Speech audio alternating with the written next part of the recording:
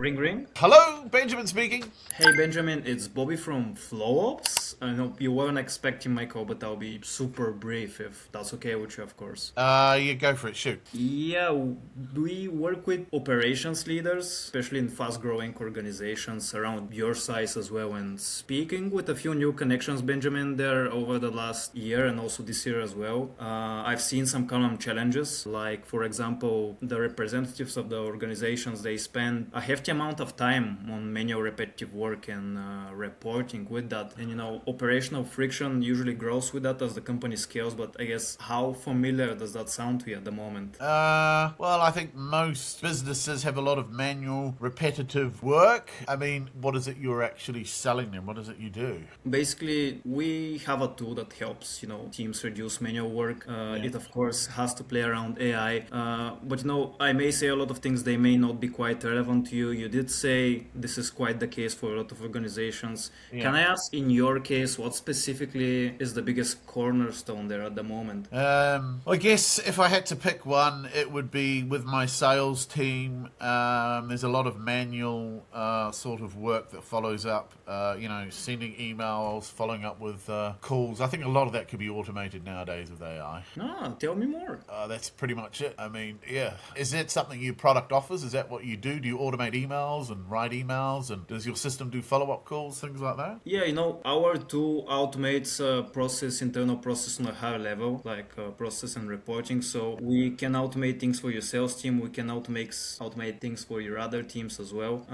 I guess for your sales team specifically, like you did mention, automating the calling part and also some of the admin around emails. Yeah. Is this something that also your, sales leaders are looking into at the moment, or this is just something that you're seeing, from a higher view that might be automated but not really, urgent or anything? It's a conversation we're currently having about how much we do automate our processes. So it's interesting that you've called me now. I mean, is there something you could send me? I mean, what's your company called? Sorry?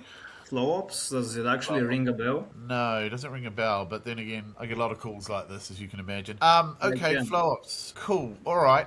Is this a sort of, what is it, a subscription sort of model? Or is it a I mean, how would it work? We do have a subscription model, of course. We do also work on like a service type base. But I mean, I am calling now just to understand a bit more and see if this can actually be relevant for you. Of course, we can jump into commercial details. Though my point was just to make a connection, show you what the platform looks like within, and even just for you to see for 10 minutes if this could work for your team or not. And if it doesn't, I mean, sure, that's completely fine. But if it does, even the better, All right, I appreciate the call. Look, I'll tell you what. Why don't we do this? That's it. What do you normally sell? Services. You sell what, sorry? Services. Services. Why is it harder, just out of No, I interest? think it's actually, easier, but I'm just not used to it, to be honest. But yeah. And what language do you normally sell in? English. You sell in English. So, Yeah, okay, because obviously you're not originally English. Where's your accent from? My accent is from Bulgaria. Bulgaria, right. Okay. I have a lot of respect for people that sell and technically English is a second language, right? Because Bulgarian's got its own language, right? Yeah. Yeah, so kudos to you. I mean, there are people that speak English as a first language that wouldn't even do what you're doing. So, fair play to you. I have a lot of respect for that, and it is hard. It makes it a bit more challenging at times because, people... Okay, I thought you did well. You're confident, yeah. You speak well, especially well for someone with English as a second language. I think, it's brilliantly done. You were quite good at getting control back, which is what I was looking for. So when I throw out a question, it's to see how much vomiting someone does and how and so you did quite well. You started to answer and then you were able to pull it back. There was one question which kind of in the real world would make me feel a bit weird, which you did it when I gave an explanation of the issue and then you just go, tell me more. Oh yeah. That was a bit, it was, and I was like, well, that's pretty much it. Yeah, so it was like so I thought that was quite funny. Yeah, I thought it did go well.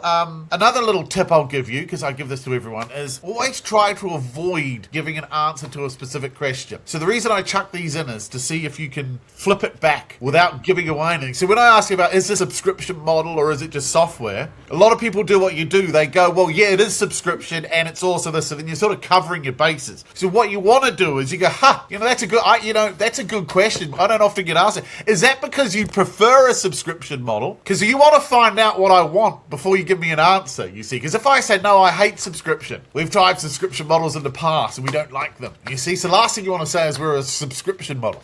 Yeah.